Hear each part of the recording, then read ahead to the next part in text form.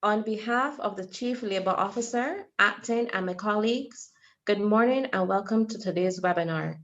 With me are Labor Officers Ms. Heather Holder and Ms.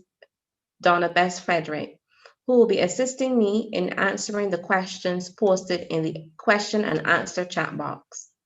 Today's webinar will be focused on the Statement of Employment Particulars, namely the Payslip and the Statement of Employment Particulars, and also we will be covering the Certificate of Employment Record, all in accordance with the Employment Rights Act.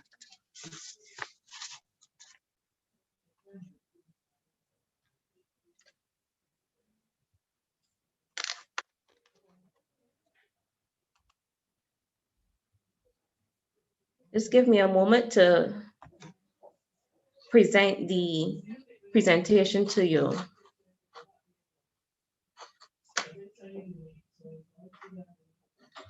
Okay. Now the objectives for today are to cover what are employment particulars, and that is the employee's right to be given a written statement of employment particulars. We will also be covering what is a certificate of employment record, when it should be given, and that is also the right of the employee to be given a certificate of employment record. But first, we must identify the difference between the employment contract and the statement of employment particulars. Now, the statement of employment particulars is not an employment contract. The Employment Rights Act defines a contract of employment as a contract of service or apprenticeship, whether express or implied. The Statement of Employment Particulars, on the other hand, is a written document stating the main conditions of employment. The employment must be given to the employee before or upon the commencement of work. Just a key indicator, really, the Statement of Employment Particulars is legislated by government, while the contract is a legally binding document between the employer and the employee, and that would capture other conditions of employment as well. Again, reminding employers that is the employee's right to be given a written statement of employment particulars. Here you will see the list outlined under section 13, which has the employee's name, the employer's address, as well as the trading name, the date the employment begins or began, the date of continuous employment, the job title or position, the job description or duties, the place or places of work, what are the normal hours of work, the rate of pay, intervals of pay, the probationary period, notes on the standard disciplinary procedures, notice, also the period where employment is not permanent, any collective agreements, the entitlement to, and the calculation of holiday and accrued holiday pay, the company's policy on sick leave or health scheme, and pensions or a pension scheme. So we will go through each criteria and it will explain what the Act means when they have outlined these features for the employers to follow. Now, the written statement of employment particulars must include the employee's name. That would be the employee's first and last name. Second on the list is employer's name and address. When we say the employer's name, it would include the trading name of the employer and the address of that business. The date the employment begins or began. Now, we would have mentioned that the statement of employment particulars must be given before or on the commencement of when the employee starts to work, his first day of work. So that's what it means when the act says the date the employee begins. In the instance where it says began, it could be a situation where the employee was working without a statement of employment particulars and then was given the statement after he began to work. This runs us into the date of continuous employment. The date of continuous employment is really the first date that the employee worked. Even if the employee was on probation, that would be taken into consideration or should be taken into consideration. There is also the job title and position. Well, that would speak for itself. For example, if the employee was hired to be a sales representative or a cashier, that should be clearly stated. There's also the job description and the duties.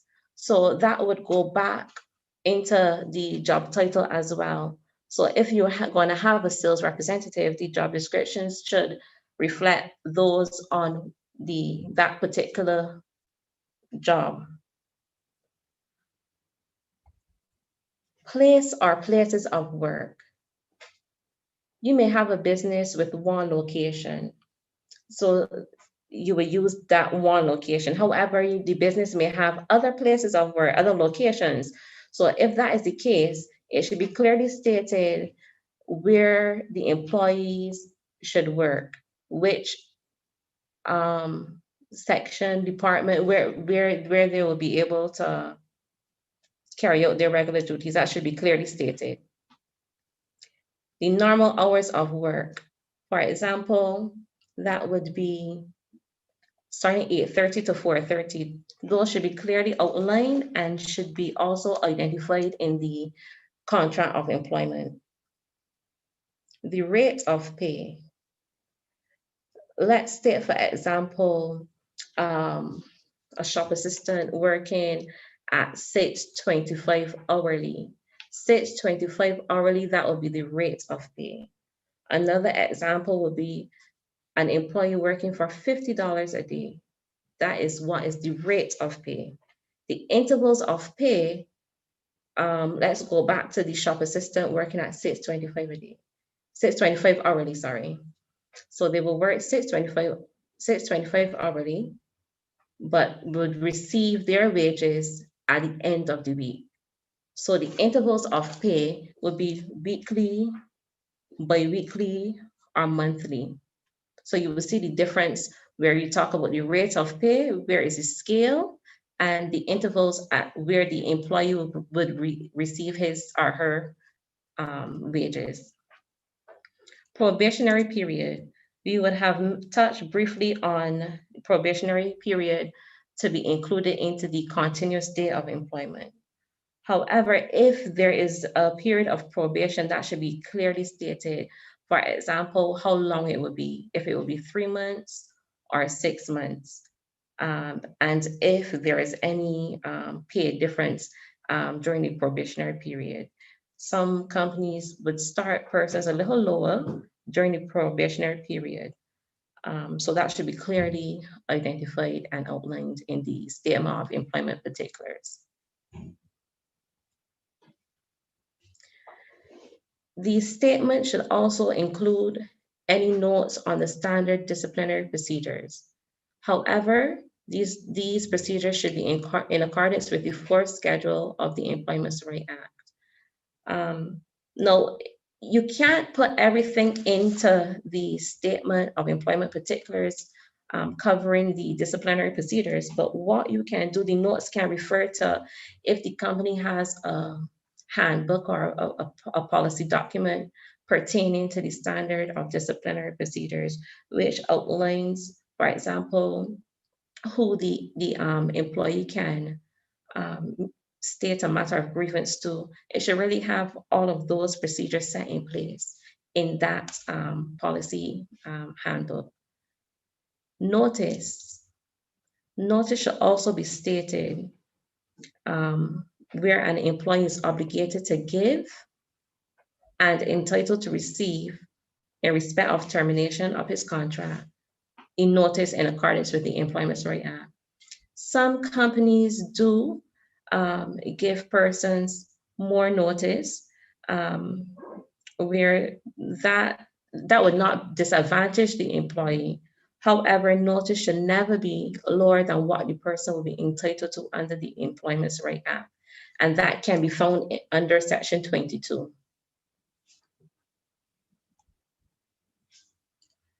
Now, in the case where employment is not permanent, for example, in a fixed term contract, that period should really be stated. For example, if you need additional cashier and you might only need that person for a year, that should be clearly stated, the begin date and the end date. Any collective agreements which may affect the terms and conditions of employment. Some companies are unionized and may have a collective agreement. So once that collective agreement affects the terms and conditions of employment, that should really be included into the statement. Holidays. Now, holiday pay and the calculation of it should be included into the statement of employment particulars as well. Just like notice, some companies may award the employees more holiday than they're entitled to, but that should clearly be stated. If it's a situation where the company does not award more holiday, it should be awarded in accordance with the Holiday with Pay Act. The company's policy on sick leave. Now, let me say that there's no legislation on sick leave in Barbados. So it has to be the company's policy. For example, if they're going to allow the workers, let's say 6 days sick leave with pay, that is something that the company would have to decide on issuing that policy on sick leave. Pensions and pension schemes.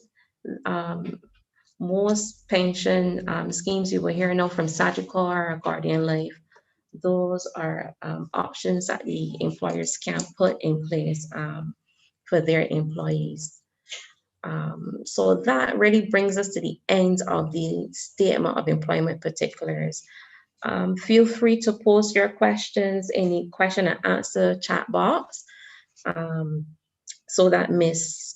Holder and Ms. Bess Frederick can assist you if I was not too clear or if I was going a little too quickly for you. And we also would take some questions at the end of the presentation as well. So we're going to move on to the payslip. Well, just before we get to the payslip, let me just mention that under Section 15, the employer can have some changes to the statement of employment particulars. However, those change, the statement should really be given to the employee no later than 30 days after that change. So I know that topic might generate some questions as well. So we're going to move on to the pay slip. What is a pay statement? A pay statement can be commonly called a pay slip or pay stub or wage slip. So this really is a statement that the employer receives as notice that payment of wages and salary will be paid on the pay date, really. Some persons receive pay through direct deposit or by check or by cash, but regardless of the distribution of the payment, that employee must receive a pay statement. And again, let me reinforce that it is the employee's right to receive from his employer a written, itemized statement. either before or on the day of payment. Now, the statement under section 17 should include the gross amount of wages. Now, this is the wages before any deductions are deducted from the gross amount. So that will be what the employee worked for, let's say, is a weekly paid person. The amounts of any deductions from the gross amount. And I'm going to have an example so you can clearly see what and have an idea of what I'm talking about. The purpose for those deductions, for example, if it's NIS, if it is money going to credit union, it should be very detailed and itemized. The net amount, that would be the remainder after these deductions were taken out from the gross. The date of payment, as well as the date of the pay period. So let's take a look at my example here. My example shows a pay statement for an hourly paid person. This person works at ABCD 123 Shop and Varieties Inc. So you would see that this employee is a cashier, and this person falls under the Shops Act. We can see here the name of the person clearly stated, the date of the pay, the pay date, the pay date. Here, the wages for the period, and we clearly state that the person would have worked from February the 13th to the 18th, 2019. So this is the period here the person is being paid. And we have here the NAS number as well. Other persons also include the TAMIS number now, and as well as the person's ID number. But the here captures the details where we identify clearly the hours and the rate that the person works, so we can get the gross. The overtime should be clearly stated separately from the basic pay, as in my example here. So Jane Doe would have worked 8 hours overtime, and that was added on to the basic pay. So now that we have gotten the gross, we have taken the deductions here from the gross pay. So you will see the national insurance is $32.63. Credit union, some funds are going there, $50. And then we total the deductions. So the total deductions now are taken from the gross pay, and we are left with the net pay.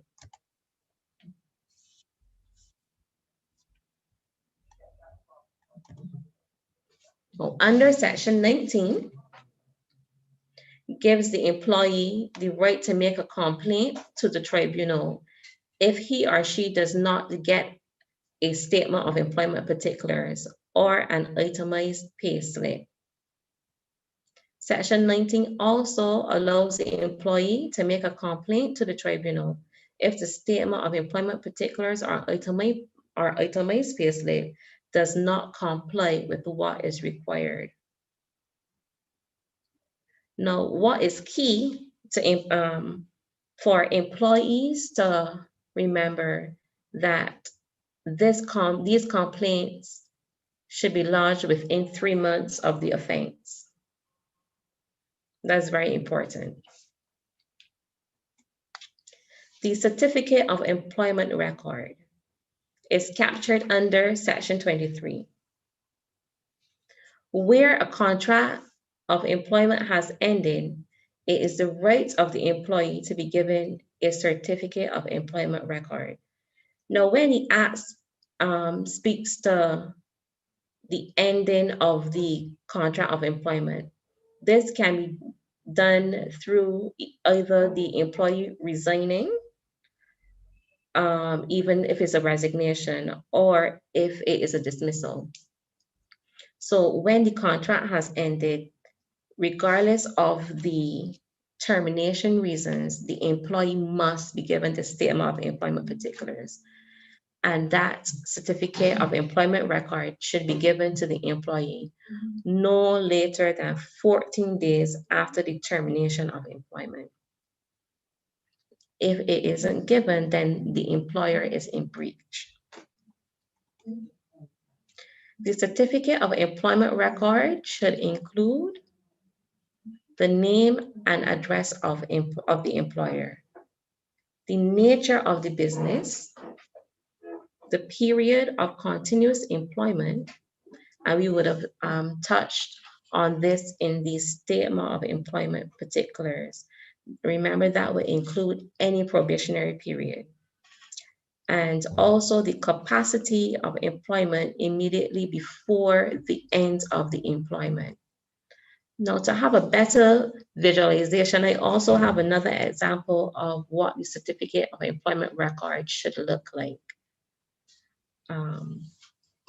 So you will clearly see the name of the employer. ABC Enterprises, Barbados Limited, clearly stated. You will also see here the address of the business. We would have spoken about the nature of the business, retail.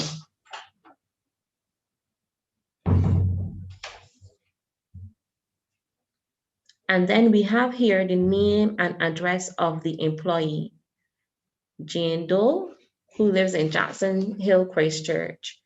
And again, which is very important, the date of employment, when she would have first started to work with the company. And we have the date of leaving as October 23rd, 2020. Now, the next that we have here is the job title at leaving the company. So Jane Doe probably would have started as a cashier, but that wouldn't be captured in a certificate of employment record. It must be the position that she held just before leaving the business. For formality, persons like to put who prepared the statement, the certificate of employment record, the position and the date that it was prepared. But most importantly, you must capture what the employment supervisor has specified, which will be the name of the employer, the address, the nature of the business, the name and address of the employee, the date, the continuous date of employment, and the date of leaving, and the job title just before the employee had left the company. I've seen some persons put reasons of termination on the certificate. That should not be there unless for some reason the employee requested it to be on the certificate of employment record. Any reason should be on the certificate of the termination certificate or in the termination letter.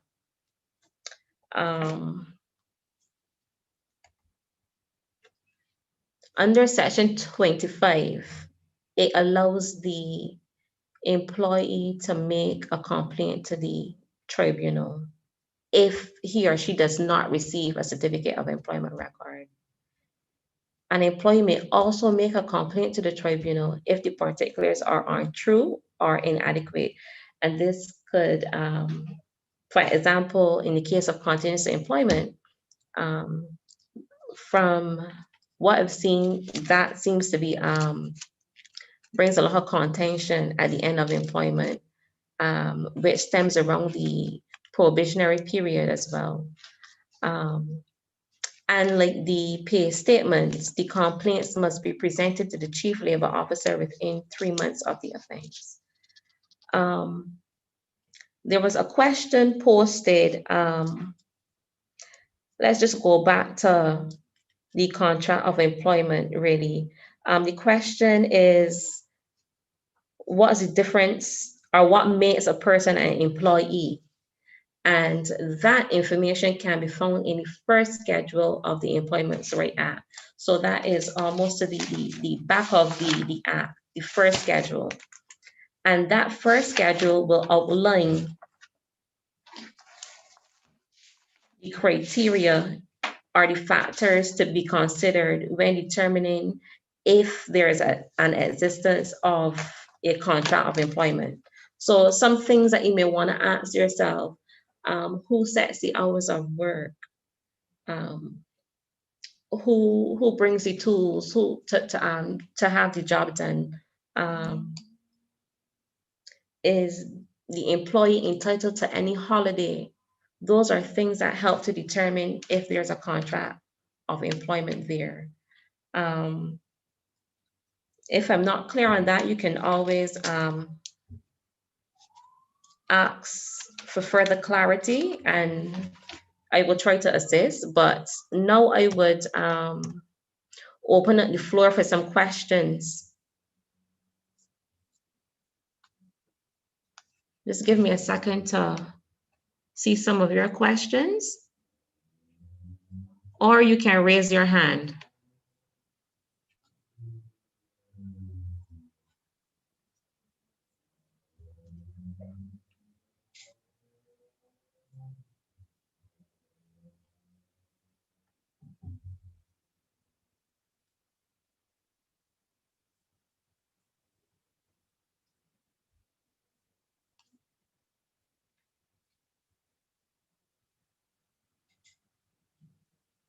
Any questions?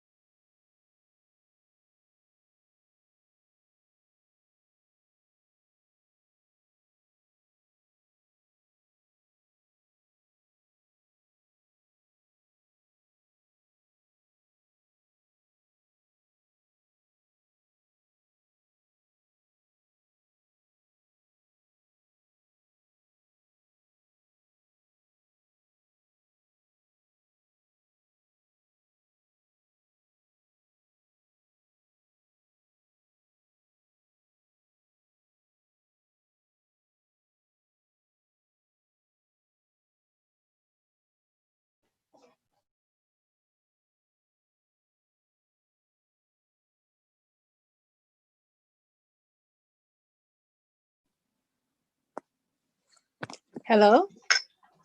Hi. Yes. This is Miss Barker. Barker Small, yes. Barker Small. Hi. Hi, hello. You made a comment earlier about section 15 where the employer can change the statement of employment particulars with and give to the employee no later than 30 days after that change. Are there any restrictions on the changes that can be made and whether or not the employee has to agree or give any input as regards those changes? Okay, well, first, let me say that the change, if it's a major change, then that is something that you will have to look at. For example, if it is that the employer has decided to change the hours of work, you would have an employee working Monday to Friday, but the employee wants to implement a shift system where it will include no Saturdays and Sundays. That would be a major change to the employee's contract. So that's something that the employer will have to look at. Since that's a major change, what I would say is that the employer should end the old contract and start that new arrangement. So it becomes problematic if it affects major areas of the contract. So if it was,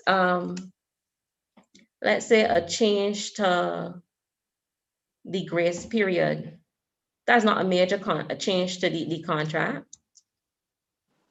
Right. right? So let me say that it can be situational. Okay. So that kind of answers your question? Kind of. I just want Kind to know of? if there were any changes that the employer is not entitled to. For example, if I Mhm, take a job and mhm, obviously I have taken a job based on the terms that were offered to me. mhm, So if the employer then decides that he will change the terms of the contract, which mhm, are to my detriment, mhm, um, the employee obviously is left no choice but to accept those terms or to um, resign from the job.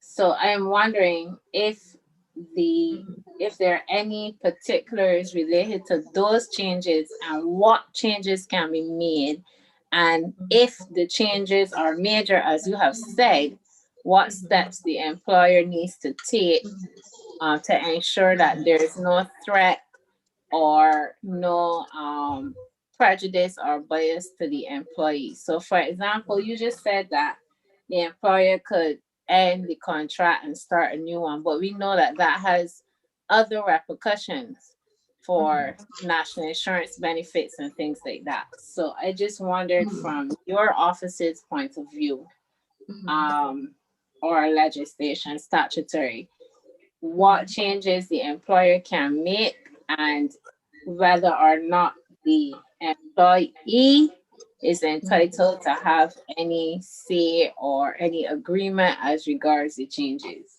Okay. No, let me say if it's not a fundamental change, or even if there is, you both parties can come into the labor department for some kind of assistance and advice.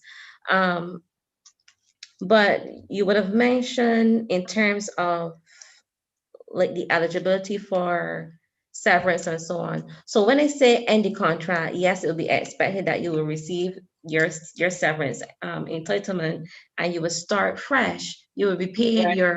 your holiday pay, any outstanding wages, as well as the severance payment. Um, so I don't take it lightly when I say it's easy to end the contract and you go on, but there should be some discussion along the way between employer and employee. Um, but it was a point that I wanted to say. Oh, in case now, let me bring an example with the whole COVID-19 situation, where some employees and employers will be facing no work and there's not a lot of income coming in. So some employers will be faced with having to, so to speak, cut salaries, but it should not be a unilateral decision where the employer cuts the salary and the employee has to take that. It should be an agreement between the two and for a specified period. And like I said, if there are any problems, come into the labor department so we can assist in these areas. So it's not a one fix for every solution, Okay. for every Understand. situation. Okay. Yeah. Thank So you. you can always email us and come in and we can have discussions some more about it. Okay. Thank you. You're welcome. All right. Any other questions?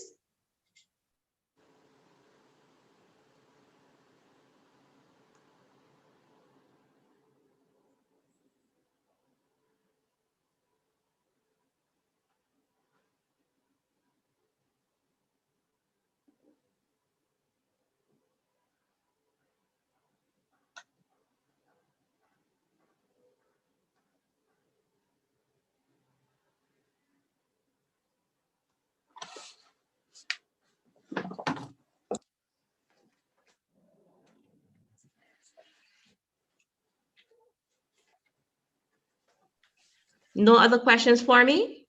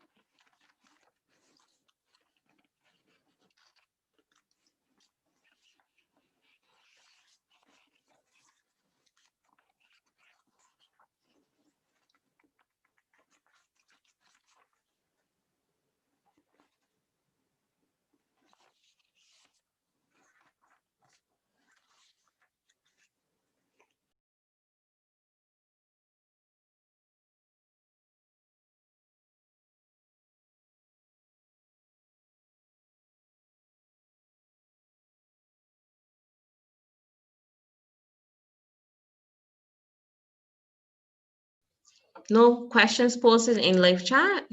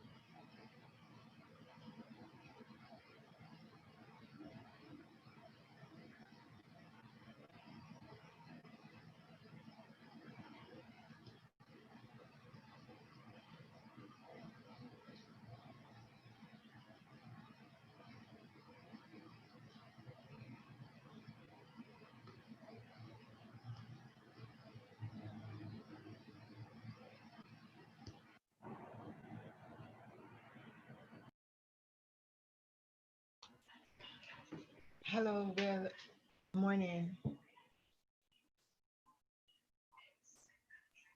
Hi, good morning.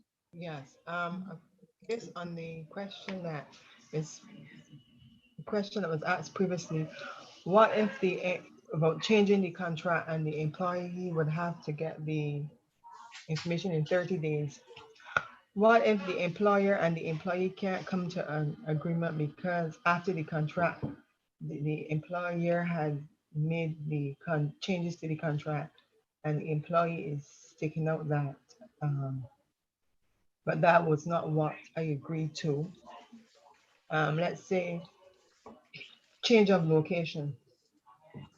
Um, the employer is now asking the employee to, instead of working at one location, might be shifting to other locations at different times.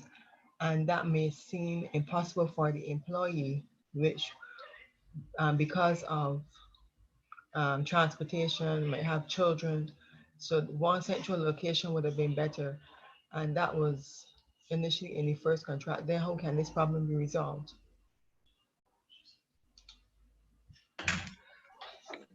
Well, that what would be the reason behind the employer changing the location? Is it that they're trying to find alternative employment for the employee? Might be because the employer would have had different locations. Mm-hmm. Might would have started out with one location, but then expanded into different locations. Mm-hmm. So then getting the person to these different locations, instead of getting them familiar with one location, moving them around at different points in time. Mm-hmm. Not sure. Well, that would not be a major change to the contract because the employer really should provide the work for the employee. So why I asked what was the reason for the change in locations, that wouldn't affect the person's pay. But if it's a situation where the employee may be finding it difficult to get to that location, that's something that can be discussed with the employer. Um, and you can also look if it is a case where it's shift work as well, if they would work the evenings rather than the mornings. It should be that encourage that relationship between the two parties. Okay, but the employer is if the employee is pushing, okay, let me work some mornings, some afternoons. So as you just said, to be more flexible, but the employer is taking no, this is the time that you have to work. Then this is the time that your contract says this is the time that we want you there. Then how would that? And there is no resolve. How?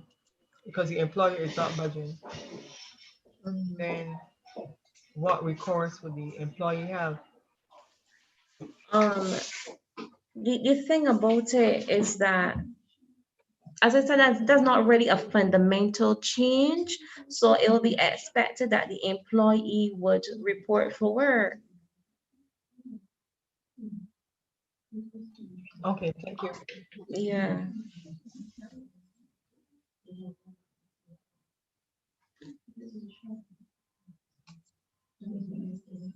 I'll take one more question.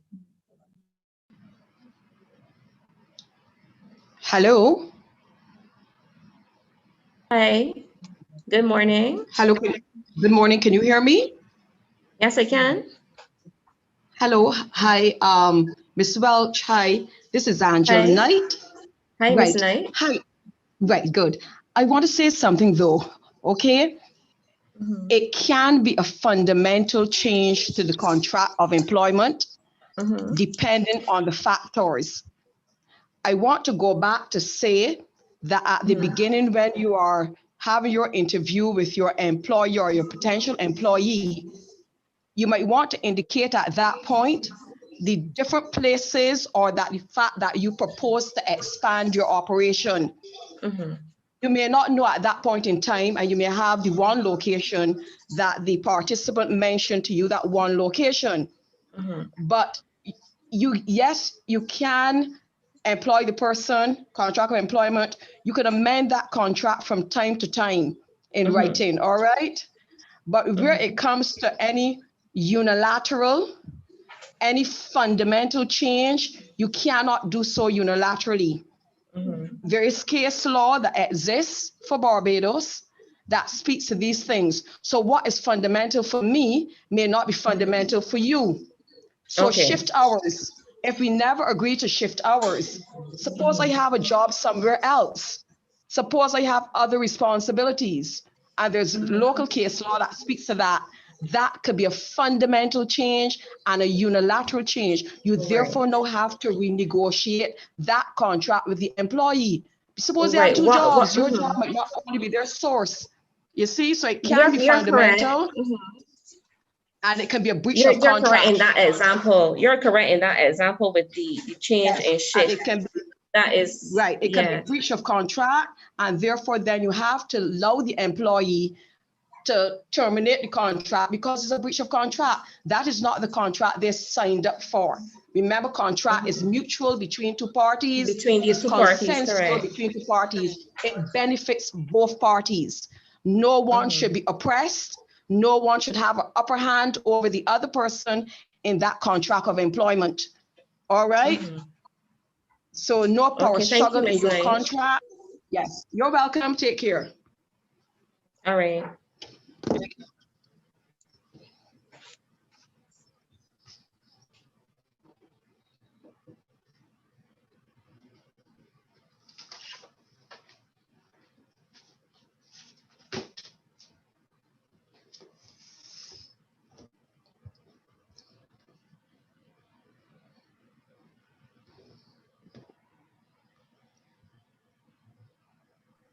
Okay, I have been asked to just go over the itemized payslip. Someone would have missed some key points there. So let me just go back over that part.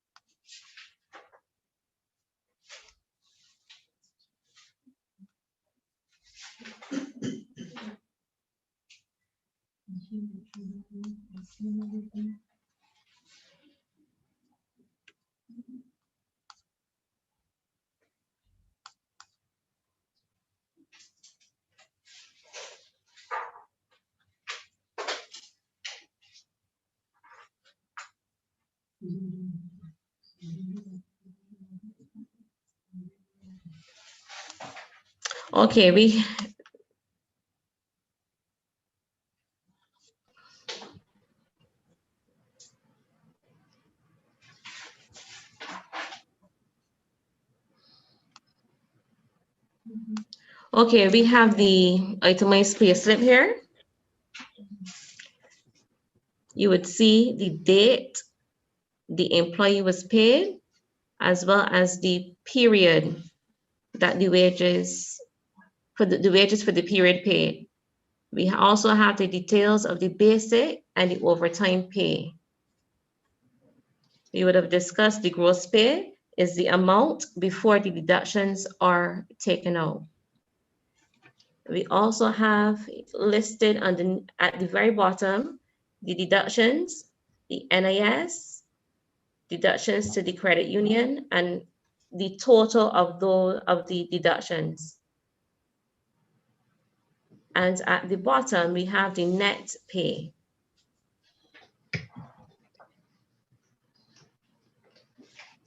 So I hope that that's a little clearer for the person who would have missed the itemized pay statement.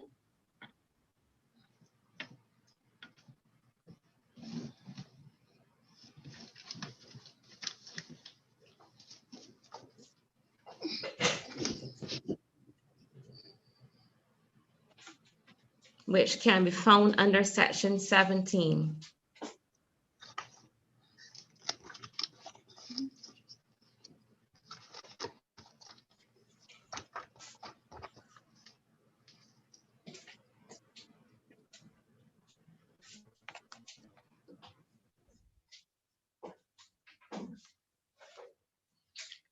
I would like to pose a question to the audience. What are the three, or basically when should a certificate of employment record be given?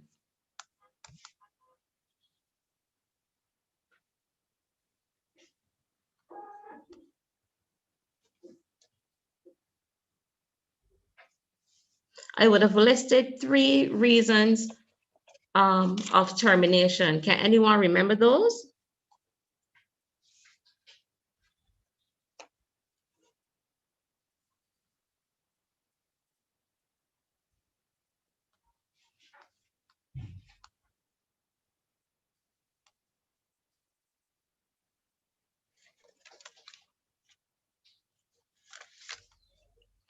Okay, the certificate of employment record really should be given upon termination, whether the employment ended either through resignation, retirement, or dismissal. I would have also mentioned, I would have also mentioned that the reason of termination should not be included on the certificate of employment record, only if the employee requests that the reason be included on the document. So if there was a disciplinary matter, that would be, or let me say that the termination letter really should include the, I'm getting some feedback from someone's mic is still on. Okay, thank you. The termination letter really should include the reason and not be on the certificate of employment record. The reason should also go on the termination certificate. That is the green document that you would submit to the National Insurance Department. So anyone has any questions on why the reason should not, or thinks that the reason should be included into the certificate of employment record? Anyone disagrees with that statement?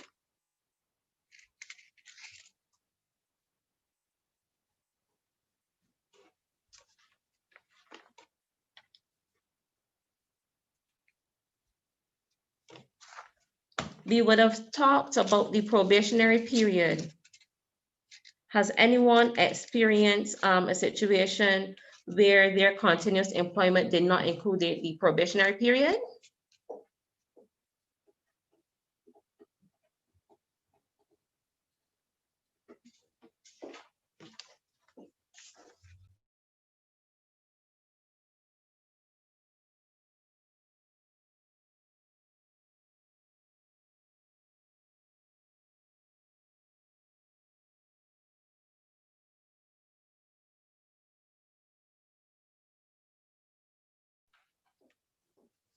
Going back to the reason not being included on the certificate of employment record.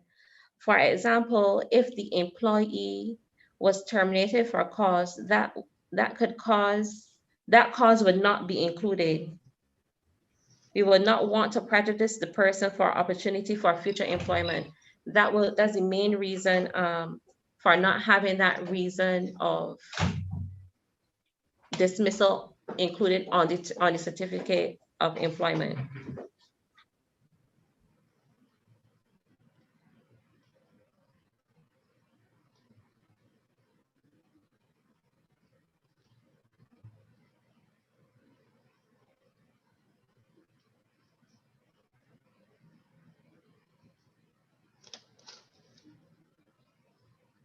What are some of the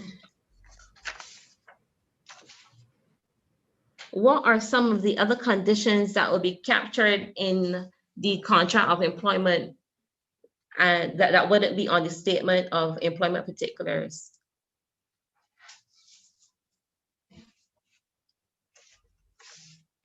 Or from your experience or your contracts, what are other things that are included into the contract of employment?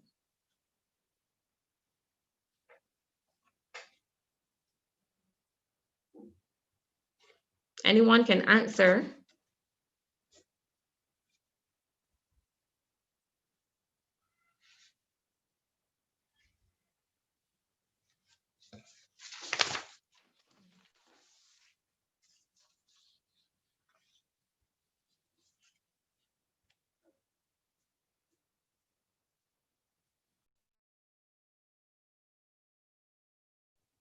All right, I would have mentioned continuous employment, but I also want to say or give you an example of where or how to detect continuous employment. A person may be employed on a 6-month contract and then is renewed for another 6 months. So the date of continuous employment will start from the first 6 months, because let's say the second contract, the break was not long enough. For example, 42 days did not pass in between those 2 6-month contracts. So the continuous date will start from the first day of employment. So again, once the break is not less than 42 days, the date should be seen as continuous.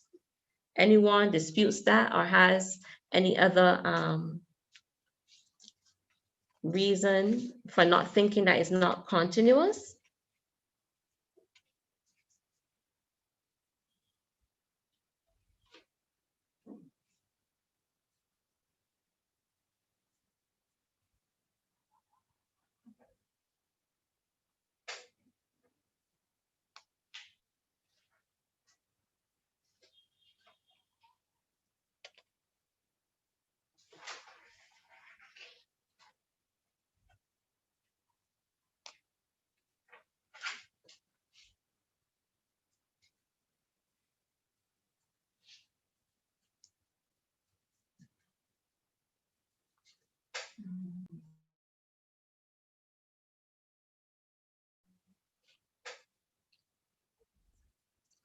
We still have some time left. Right. I was Hi. asking, this would be assuming that the two contracts are identical. When you say identical, no, it doesn't have to be identical. At the Let's time, take for example. or basically the same function or job. All right, let's say In for other words, example. what if I had a... I'm sorry. Go ahead.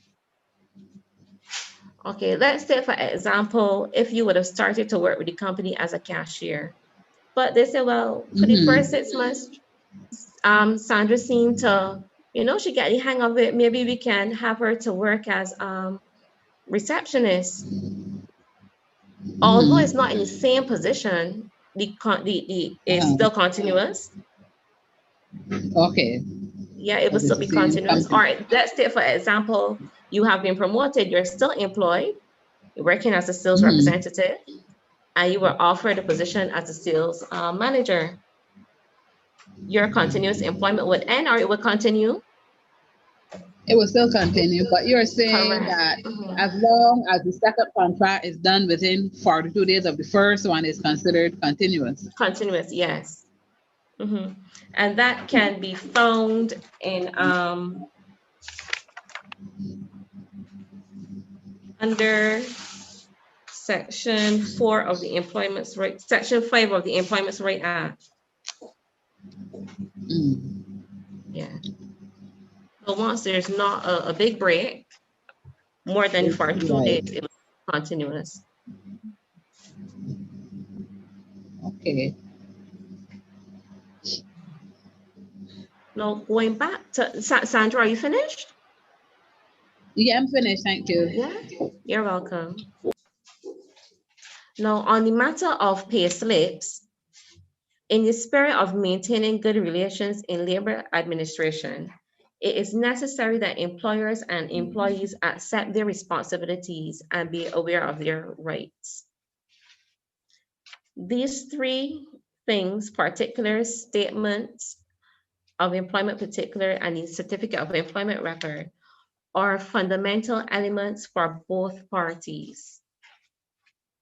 Payslips, for examples, person need these to conduct business, but also it is critical that there is clarity on how much I am being paid, the quantum of my statutory obligations, and also what period or periods of work I am being paid for. This type of information must never be denied to any employee. So it's always that the employee's right to ensure that they receive these particulars. And really the employer would be in breach if these particulars are not given to the employees. And you want to encourage harmonious relationships between employers and employees. And I think that is key. I always like to tell persons who come into the department, rather than having that confrontational conversation with your employer, just have that one-on-one where you can really talk things out and maintain that relationship. So the employer would continue to do all they can do to maintain, to stay within their responsibilities that the law permits, and the employer and the employees, their rights are not infringed on.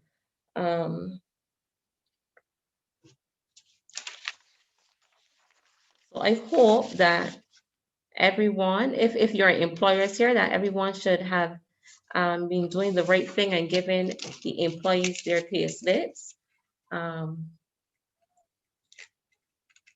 If anyone has any other questions that they would want to ask at this time?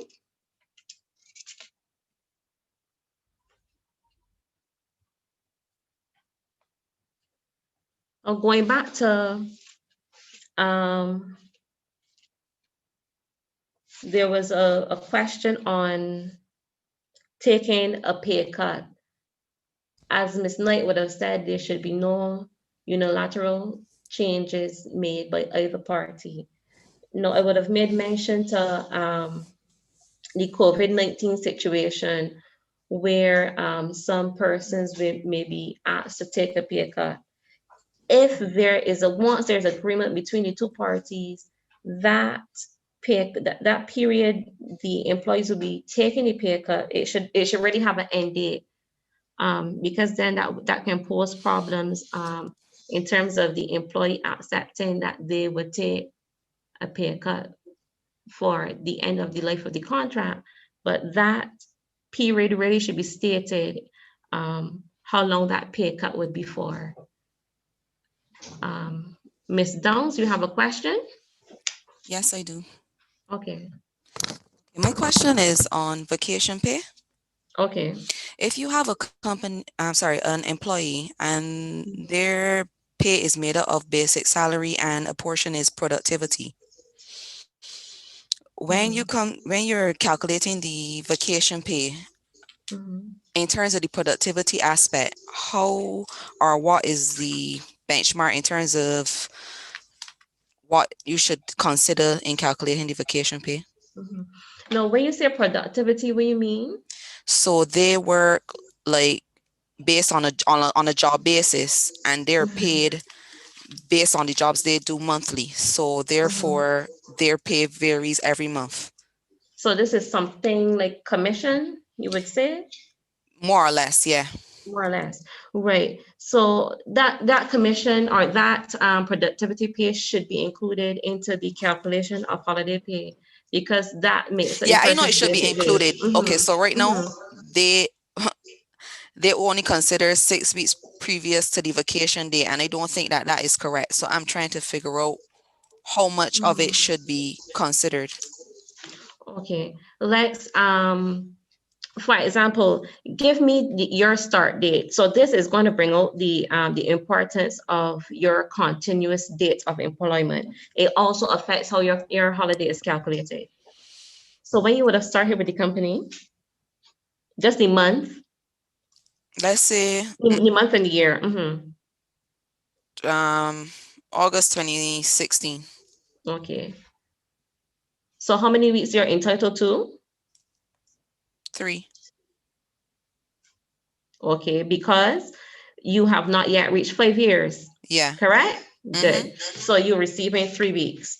Now you said you would have started in August. August 2016. So your anniversary month will always be August. So you would have, the year that you fall into now would be August 2019 to August 2020. Right? So what you will have to do is to total your total gross earnings from August 2019 to August 2020. This is excluding overtime, as we would have mentioned. But for those who are listening, it'll be your total gross earnings for this period, right? So, and this also brings back the point with the pay slips. You should be able to get your total gross from the pay slips. So once you have found that total gross, you will multiply it by 3, because you're entitled for 3 weeks holiday. And then you would divide that by 52, because it's 52 weeks in your year from August to August, right? This will include any bonus pay. This includes or excludes bonus? Excludes bonus. Okay. Right? So when you find that total, you take 11.1% from that, and that is NAS that you're deducting from the total. Okay. So once you take that NAS from the total, that is your holiday pay for your 3 weeks. Okay. And if then if it is being split up, so say the person taking like 2 weeks and then 1 week. Now, if that is the case, because let me say that holiday should be taken in one instance and with the time and the pay goes together. But if there is an agreement between you and the employer that you would split the vacation up, so the amount that you work out, you can divide that by 3. So you would know how much you would get pay for the for 1 week and then for the 2-week period. Correct. Yeah. Okay. Right. So Thank before you. you go, Joe, before you go, Mm-hmm.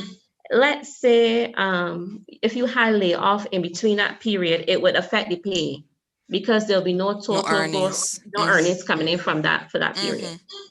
Yeah, right. So you're clear on it, right? Or then my only question though is because you use the anniversary date, but suppose I go on vacation in like say my vacation in 2019 was, let's say, June, and now in 2020 is going on vacation, say August. Would my period then be June to August for the No, earnings? it will always be your You should anniversary. always use the anniversary date. Yeah. So my question to you is the holiday that you would have taken in June, would that be for 2020 or that would have been for 2019? It would have been for 2019 because people don't always let you wait until the calendar year to go off. It might, you might just say, well, okay, book your vacation for the year, and if the person wants go in June and their anniversary date is August, you would still allow them to go even though they technically haven't earned the vacation as yet. So I was just wondering in that case, because everybody doesn't go by the anniversary date in terms of when they actually take the vacation. So I just wanted to know in terms of the calculation if you still go by anniversary date or if you then consider the earnings between the actual vacation dates taken. No, it's always with your anniversary. It's always with the anniversary date. Yeah. The calculation, you can take the holiday, but the pay it will be dependent on your period, your August to August. So then suppose, as I say, between August 9 for my anniversary year, August 19 and August 20, if I go in July, it'll be impossible to know my earnings for August. So then what does that mean? That I will have to recalculate the earnings, the vacation pay once August comes? No, what you would do though, or what I would advise the employer to do is to calculate the holiday up until the time you are going to go on holiday, because because then you end up owning the company, right? Because as you rightfully said, you did not go all the way down to August. So the calculation now would be from August to July. To July. Yeah. Okay. So basically then you're saying that you kind of disadvantage yourself by going on vacation before your anniversary date. Well, you want disadvantage yourself basically. But no, because if you say I go off in July, then I'm missing a whole month of my base and my productivity. So technically my vacation pay is being calculated on, let's say, 11 months instead of 12. Which is why I was asking you, if I take my vacation every year, say in July, if I can just go July to July every year instead of going August to August on the anniversary date. It shouldn't work like that. But what can happen too is that the company can pay you to August, right? But let's say if it's a situation where you decide to resign in July and you would have been paid holiday up to August, then when I say that you will owe the company, it will be in a situation like that where you will owe the company. Which is fair, because in any case, if you take your vacation before anniversary day and then you leave the company, they will probably come back for the vacation days that they pay you for that you didn't earn. Exactly. Correct. Okay. All right. I think I got it. Thank you. All right.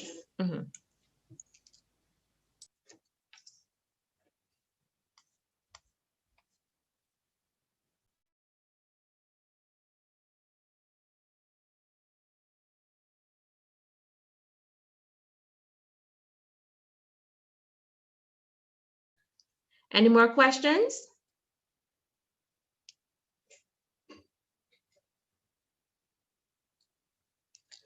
So if there aren't any more questions at this time, I would ask, if you do have any questions in the future, you can always email, come in, or call us. We will provide the contact information for you to do so. So again, on behalf of the Chief Labor Officer and my colleagues, thank you for attending today's webinar. And for those of you who will be in attendance tomorrow, we'll be talking about layoff and redundancy. That will be presented by Ms. Gilgrant. So do enjoy the rest of your day. Thank you again for attending.